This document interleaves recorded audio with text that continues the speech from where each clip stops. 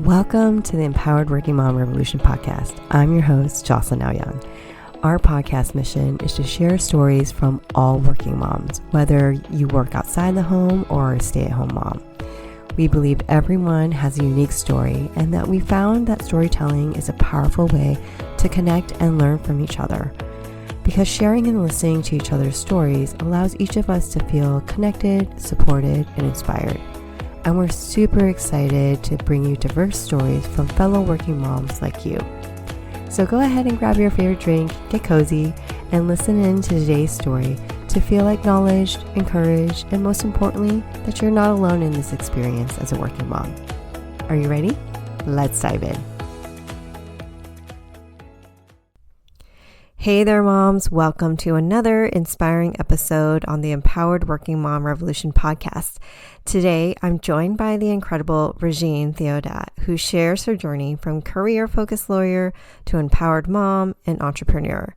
Régine is a Haitian American entrepreneur, author, strategist, cultural enthusiast, and mom. She founded S4EP6, providing bilingual books, toys, and cultural tools to help parents connect children with their Caribbean heritage. She's also a consultant working at the cross-section of impact and strategy. She loves work that focuses on cultural preservation, fostering pride, and connection among Haitian families. She's the mother to one daughter and bonus mom to 3 boys. Now, on this episode and in this conversation, Régine opens up about her unexpected path to motherhood, the challenges of raising her daughter with a strong Haitian identity, and how she turned these challenges into a thriving business, creating bilingual books and culturally relevant toys at S4EP6. Now, what I really loved about this conversation and about Régine's story is that her story is a powerful reminder of how motherhood can fuel innovation. She talks about her mission to keep her culture alive for the next generation and the impact it has had on her, her daughter, her family, and her business. So if you're a working mom or a mom looking for inspiration on how to blend career, culture, and family, you definitely won't want to miss this episode.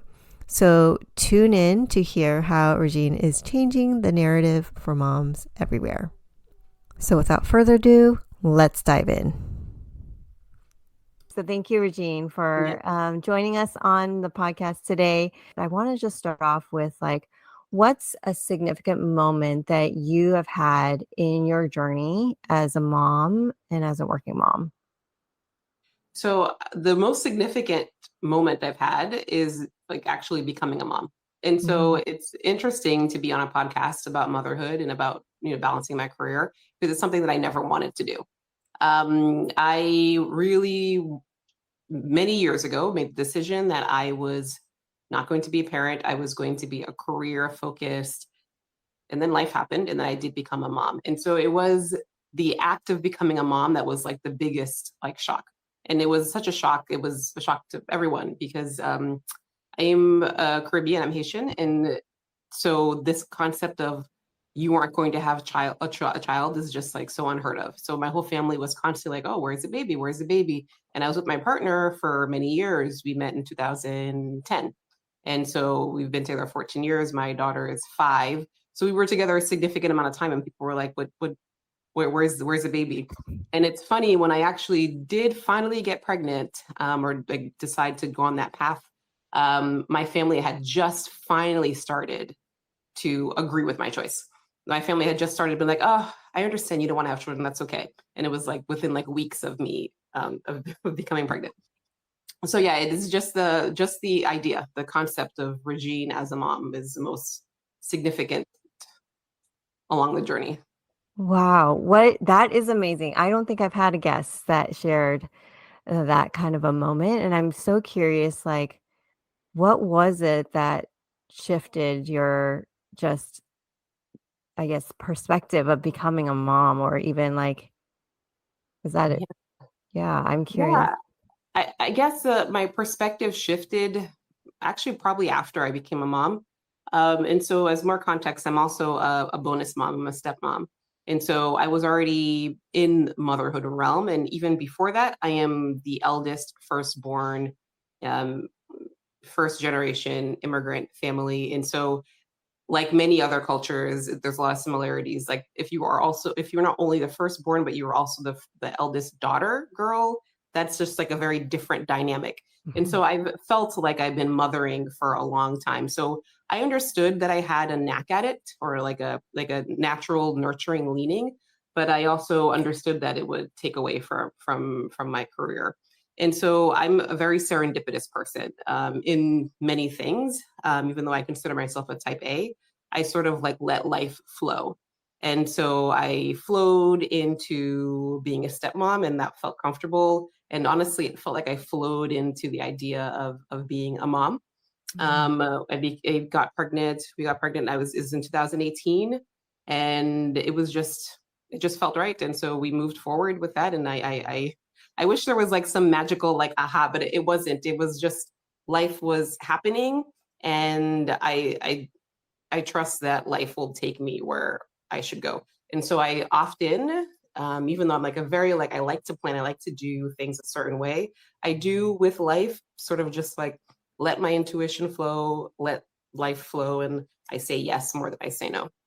Wow. I love that. I love that you're just following the flow of life. Yeah. Like, that's a beautiful thing because I know, like, for, for some people or even myself, it's like, I want to plan to have my kid at this time, and like, Yeah. like you said, I'm a planner, but I love the blend of like honoring the part of you that likes to plan, but also honoring more towards the intuition part of Yeah. you, the flow of that. Yeah. So I'm curious to know then, after becoming a mom, what are some challenges that you've had to kind of work through and navigate through?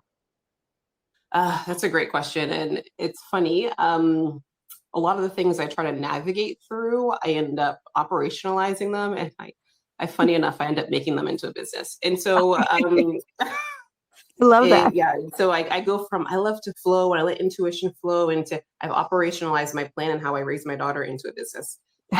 It's very opposite ways that my brain works, but it makes perfect harmony sense to me.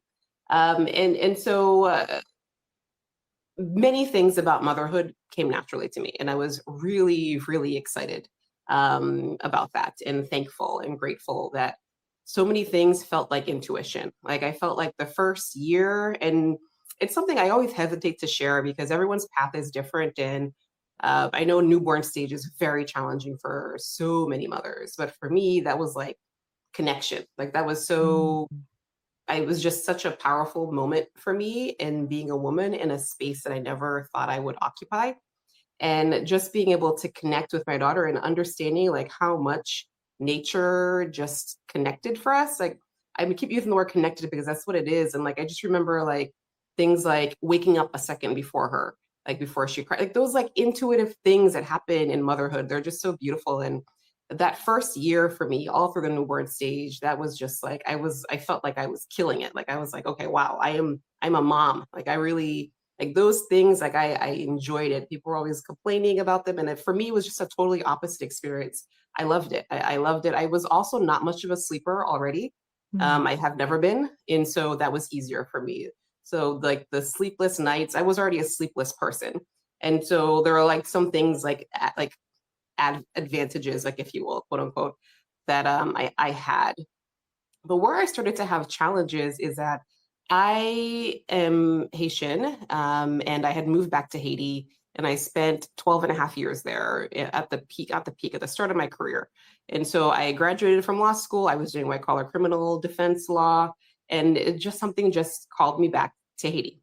And this is a place I say back, but this is a place I had not lived ever in my consciousness. My parents Um, moved there in 1985 from there and moved to the US.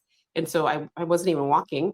And so it's not like I say back, but mhm, into back to what I'm American by birth and also mhm. American by most of like my fledgling and formative years. I went to university here. I did, I spoke English way better than I spoke Creole and French.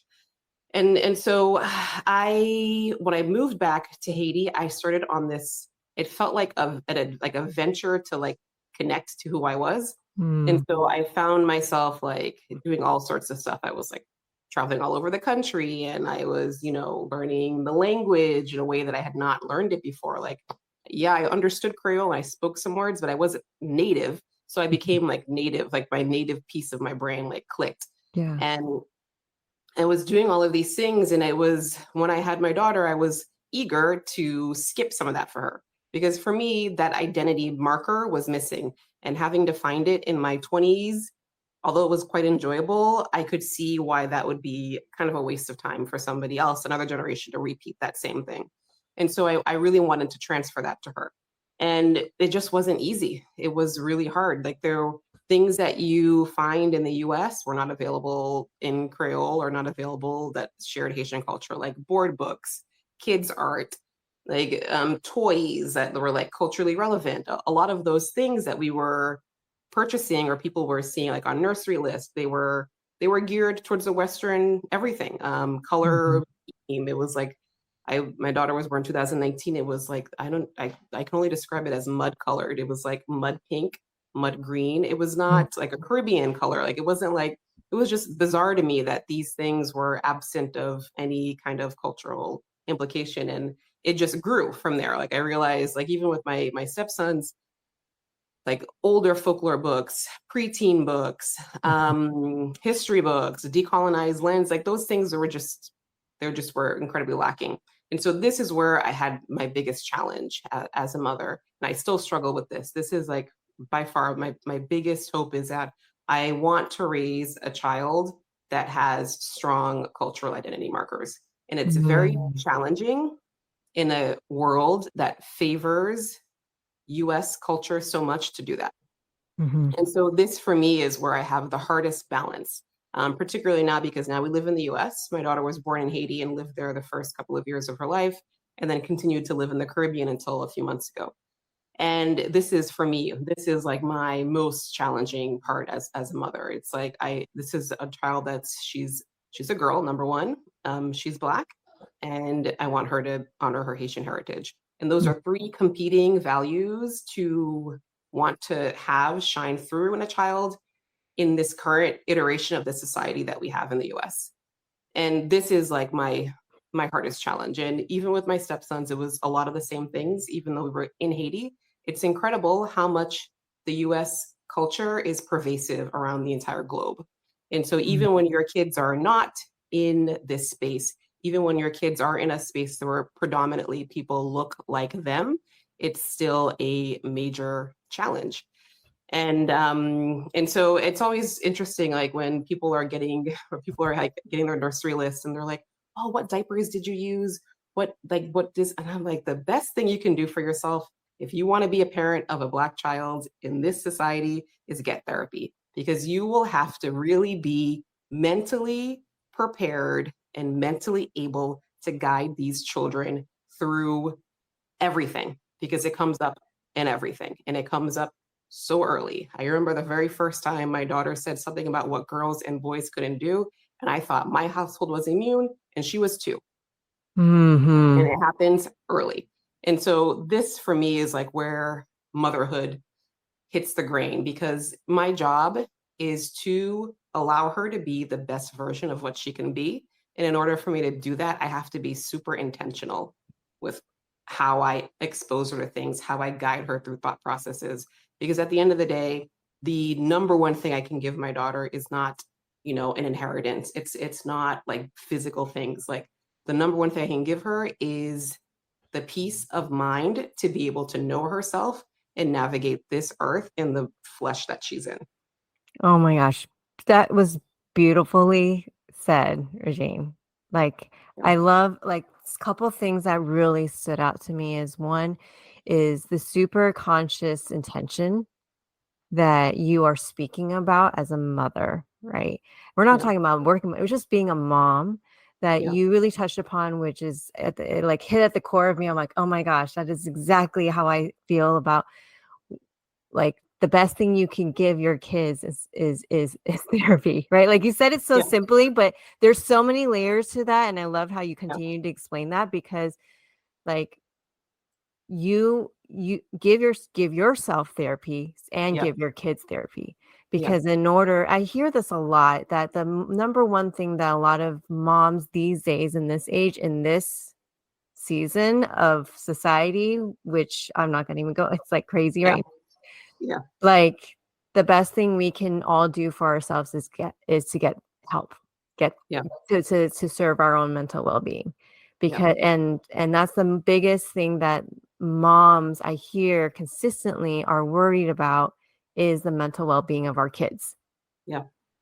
Because I mean, you look around everyone, it's like I feel like the whole world is on fire. Yeah. Right? And I love what you said about how like the best gift that you can, in addition to that, is like teach your kids to know themselves, to be the best version of themselves. It's not the money, it's not the things, it's they can get them on their own. You can get that, but what you can't get is that inner self of knowing themselves. And I love that, and I love how, and I know you with that, like the biggest challenge that you shared, I know you've turned that and operationalized that. Can you share a little bit about that? And so going through this process, I started making things for my daughter. I started making like bilingual books and like telling her Haitian folklore in like a child accessible way. And I realized, other people would want this. And so I was telling my sister about it, and it was literally a WhatsApp conversation that turned into a business. And so we launched our business in December 2022, and it's named after my daughter. It's named after her. Her name is Ise, and her best friend is the house cat. And it's funny because, I don't know if other parents do this. So myself and my husband, we were like, he's like, oh, she's going to say dad first, Papa. And I'm like, no, she's going to say mama first. And parents are always like, who are they going to say first? My daughter needed to say the cat's name first before anyone else's name. She said Lola, and that was her best friend. And so the company is called Ise and Lo, in honor of the number one thing my daughter needed to say before anything else, the house cat, Lola.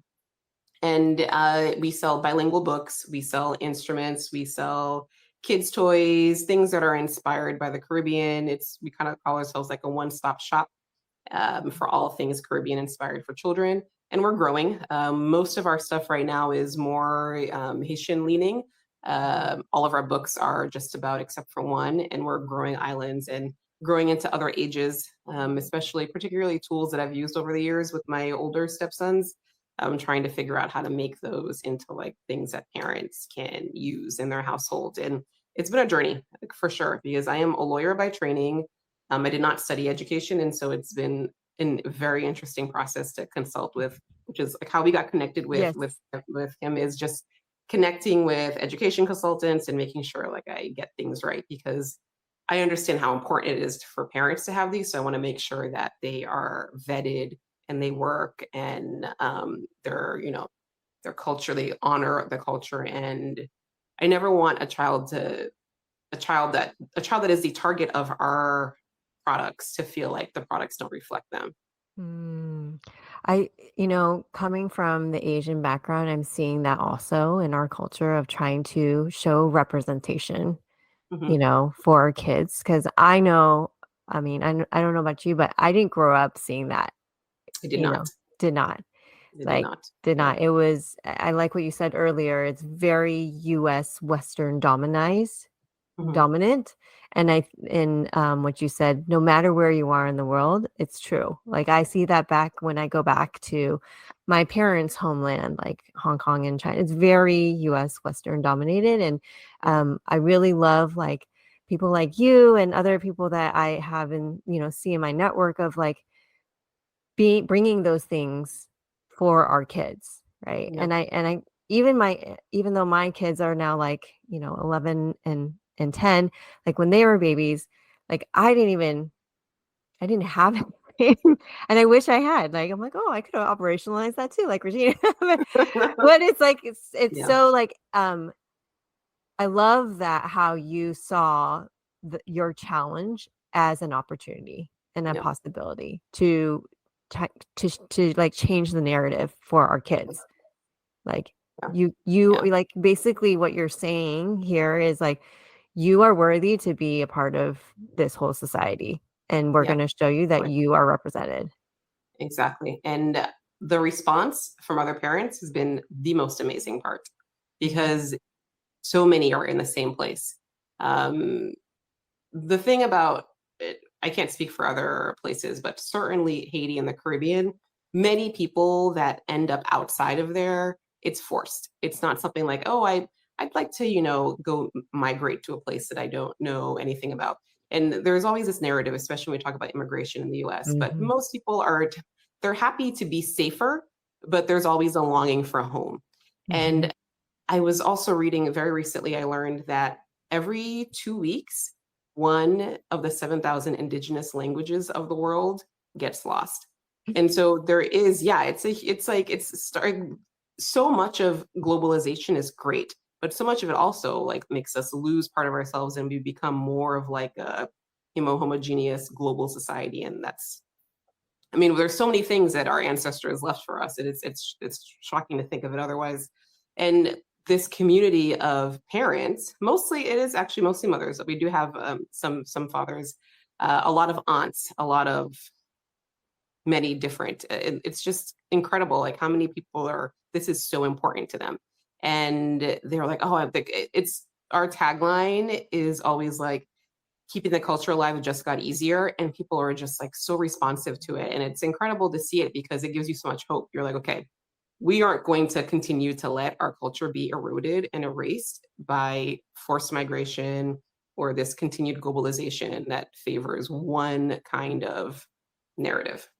Oh, I love that. I love that. That totally resonates with me because I tell my kids, I'm like, look, the language that we speak, Cantonese, it's a dying language. Like even my Yeah. parents are telling me like there's less and less people that speak our language. And I'm like, Yeah. well, by God darn it, I'm not gonna have my kids end it with my kids. Like as long as you can at least understand or speak a couple words, like please, like Yeah, continue this, it's ancestry, right? It's it is. yeah. I just love the work that you do and how really you're making a social impact, right? Yeah. And changing the narrative and trying to, expand people's perception of like, let's inclusivity, right? And diversity here of, the products that you make in Yeah. your company. I'm curious to hear like, what are some like lessons that you've had to learn along the way or difficult decisions you've had to make where you had to like really take a leap of faith as like as a mom or as a working mom or even in the work that you do, as a working mom. I feel like I take more leaps of faith than I don't. Mm. It was a leap of faith to leave a budding legal career and move back to Haiti. It was a leap of faith to open up a business, and Easton Low is my second of three ventures. It was a leap of faith I was really concerned about having a child in this environment. It's just constantly a leap of faith, and of course, as a parent, you're always second guessing yourself. I definitely second guessed myself less before I had East, um, because you're not alone. Like you Yeah. have to. I mean, I'm a very active bonus mom. For many years, my stepkids spent more time at our house, but a lot of the decisions still went back to their two parents. And so, although I was like my brain was a little bit more primed for it, it still was a bit of a shock, like how much my risk aversion ratcheted up. For number one, I never thought I would live outside of Haiti again. And my risk aversion with a daughter is different than it was before. Mm. And so I find everything in this environment. I feel like getting up every day is a leap of faith. Like Yeah. it's just what we're confronting is really challenging. I see my daughter now in the U.S. school system, one that I did not really enjoy, and I see her now, and I notice how little has progressed. She's also I went to Catholic school my whole life, and she's also now in Catholic school because typically in our area those schools are a little bit stronger. And it's incredible what has happened. And so I feel like every morning I wake up and I'm like, okay, this is a leap of faith just to just to continue. And you see it with the school systems, you see it like with the mass shootings. It's just bizarre. It's a bizarre world to be raising your child in. And so it just feels like prayer is ahead of anything else that you can control. Yeah. How do you think it reminds me of what you shared with me when we were chatting on messaging is, Mhm. how do you think that has the way that you have been, you know, um, navigating through things and your daughter's watching you, like, how do you think that Mhm. has like really, impacted just her sense of how she is navigating her own world Yeah. as a child? Yeah, it's very humbling. It's humbling. Mm. They are always watching. And it's just Yeah. funny. Everyone says that. Like they're always watching and you don't really fully get it until like you have somebody always watching you. And they pick up on the strangest things. And I'll share the story that I shared. I don't know if I shared the story with you. I can't remember. But one day I had like a 7 o'clock call, and very often my daughter will push back a little bit, be like, "You work a lot," and I always tell her, "Yeah, I do work a lot, but I really love to work. Like I really love what I do." And then she kind of takes that as whatever. And I work a lot to her, but I work within normal hours of most parents or most people working. Mhm, And one day I had to get up at 7 o'clock in the morning because I have been trying to get better at working less in front of her because I do work from home. mhm, And I think that's why she thinks I work so much, is because she sees it. But if I went outside to work, it would probably feel less. Like I didn't have the same perception of my parents, but I think it's because they weren't working from home. And so I told her I'm going to be up at 7 a.m. and way before you wake up. And then by the time you wake up, I'm going to be ready for us to, go about our day. It was a Saturday. And she was like, I'm also going to get up. And I was like, okay, whatever. And I didn't think she would. And so I got up, I was on my call, and I just like heard like little patter of feet. And then I looked behind, and she had created her own little laptop out of like a board book. And then she had her headphones on. And then she took a marker and stuck the marker in to make it look like a headset. Because I use like a headset when I'm on my calls. And so I look behind, and she's like so serious, like tapping away on her cardboard board book with her marker in her hand. And I hear her like talking about her business that she's running. And then she's like, oh, I have this patient. And then so I talked to her after. She's like, I'm a nurse, I'm a businesswoman, and now she's also a pilot. And she has 5 kids. And so I can tell that I love she's fully embodied the working mom. She's like, it's just easy for me. And I was like, well, it's not that easy for a lot of us, but I'm glad that you can care for 5 kids, have two full-time jobs, and That's have this. yeah. And so she's definitely watching me, and I love that she puts no restraints on her possibility. Mm, And even with our business, and because it's named after her, and because she's like the number one product tester, she has so many opinions, and she'll do things like one day I walked in on her sketching, and she was doing like a full product pipeline and like all the products that she wanted us to launch. And she had drawings of them. And so she had wanted a hammock for a baby. She wanted like all of these different items. And then she looked at me, and she was like, one day she's like, I think I'm going to have this business when I'm older. And it was just like, so like humbling, like, wow, okay, oh, this is something. And she could change her mind. And of course she's like free to do whatever she wants. Like, she could, I tell her all the time, like, I don't want the pressure that I had. Like I felt a lot of pressure from my family because, they sacrificed a lot to end up in the US. And it's different for me. I have the privilege of telling my daughter, if you want to be an artist, go ahead. If you want whatever you want to do in life, I don't care. It's your life. You live it. But it was just so incredible to hear her say that maybe she'd want to carry this on. And she gets super excited to box goods. She gets really excited to fulfill orders.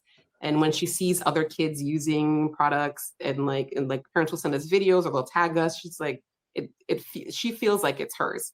And so I see her watching me, even when I think she's not. mm, And it's continuously humbling to see that. And I'm really proud of the fact that she, at 5, already understands that she has so many possibilities and opportunities before her, and the sky is the limit. And so that's one thing I feel like when people like ask, like, what did you think you got right in parenting? I'm like, I think my daughter 100% at 5 is so much more aware of her capacity than I was at 25. And it's no exaggeration. She is so confident in her ability. And I just have to continue to guard that from the rest of the world. Yeah, I love that. That is such a great gift Yeah. that you're giving Yeah. her, right? And that's not, and it's not just from like you telling, you're literally modeling it. Like Yeah. she's watching, like when you said like, yeah, kids are watching you. They're watching you in the sense where you pinpointed it just now. It's like they're watching to see what's possible for them. Yeah. Right. And that's like so huge of Yeah. like, wow, look what mom's doing.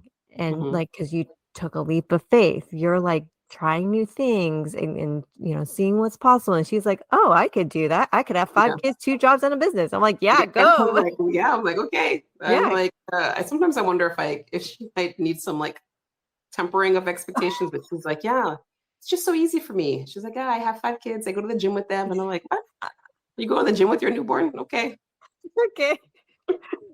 But what that says is just like she is like, just believes in herself and what's Yeah. possible. Yeah. You can't teach that to a kid. You can't just say believe in yourself. It's like I remember growing up, like people like believing in yourself, but like I don't think I knew that until 40 years later now, Yeah. like Me. and now Later. Yeah. yeah, Decades it, later.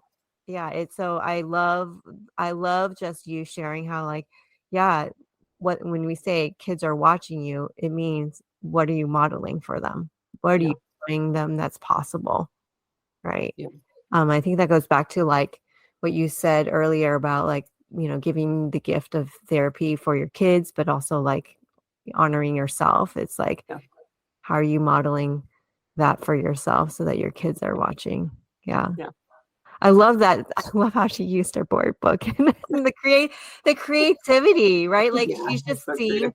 creativity from you too, just based on even your own business, right? Yeah. So Yeah. yeah, She's super creative. yeah. Yeah.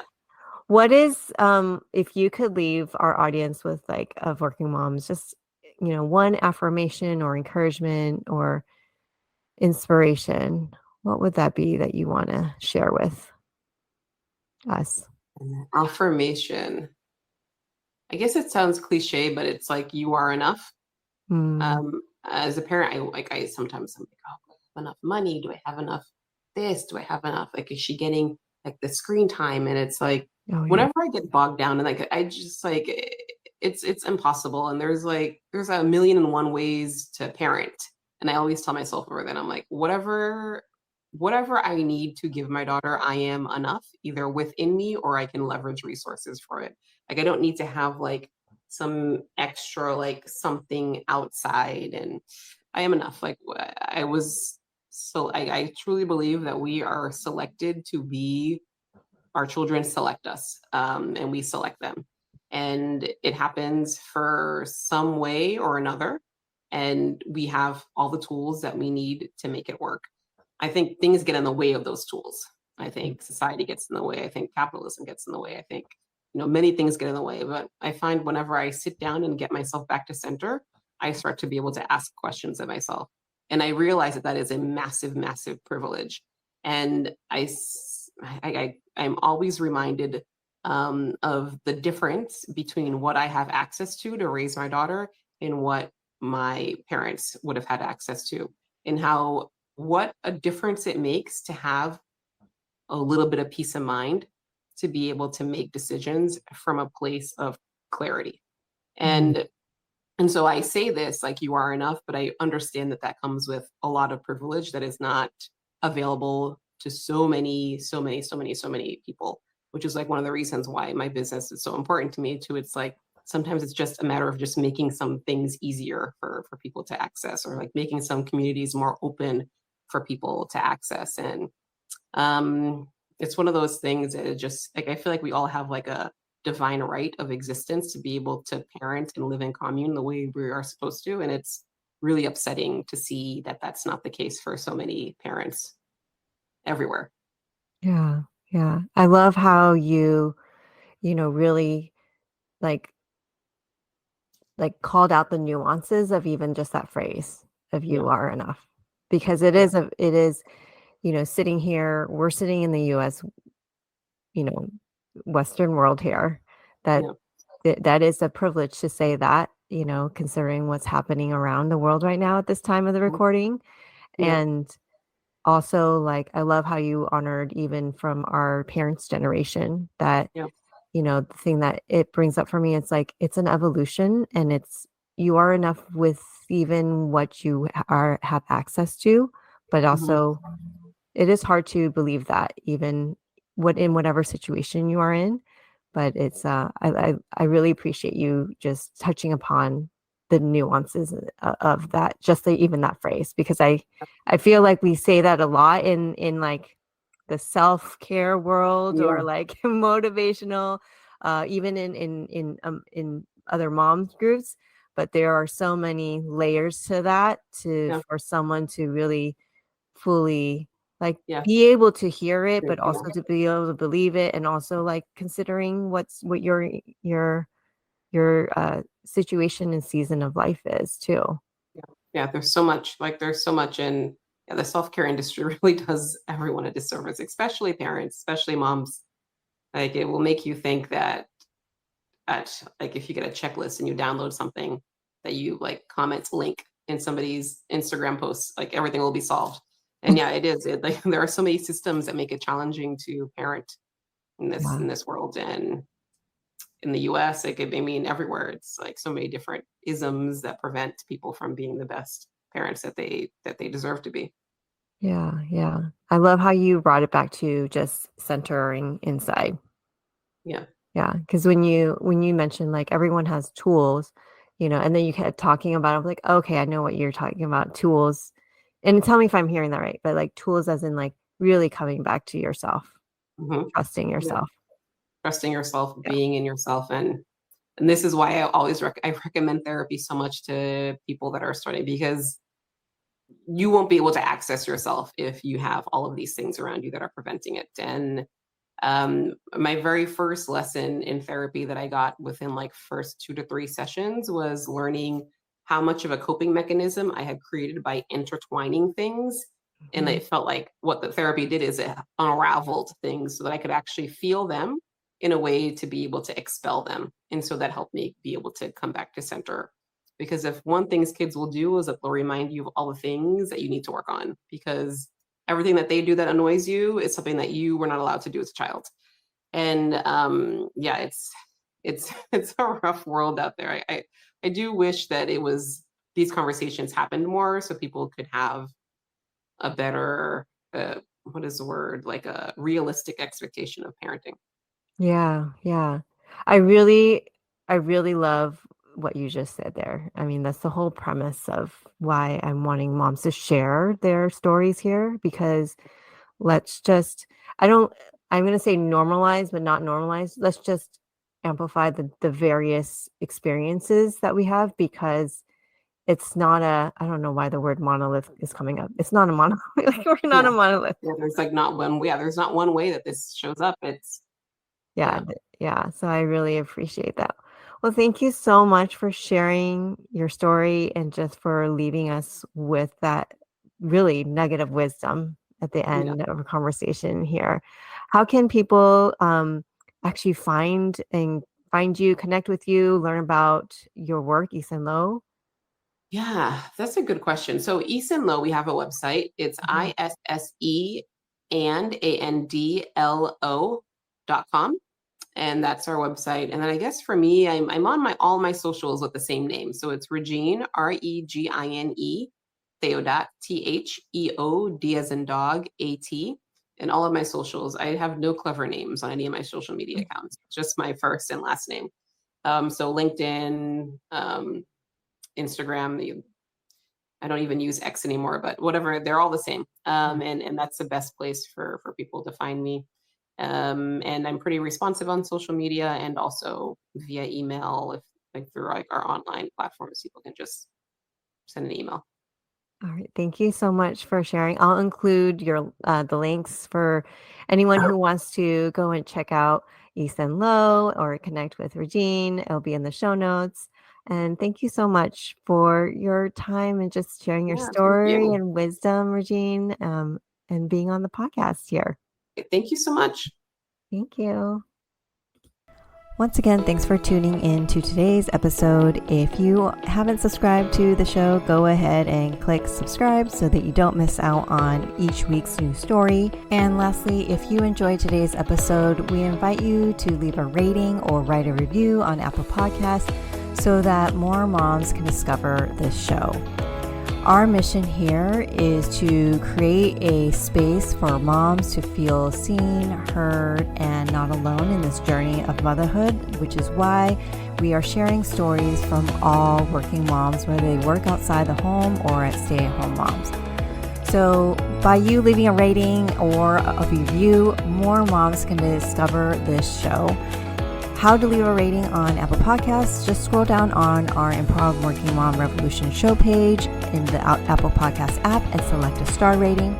To leave a review, scroll down on our show page in the Apple Podcast app and tap Write a Review. Thank you so much for your support. We can't wait to share with you next week's story on the podcast, and we wish you a wonderful rest of your day. Bye, y'all.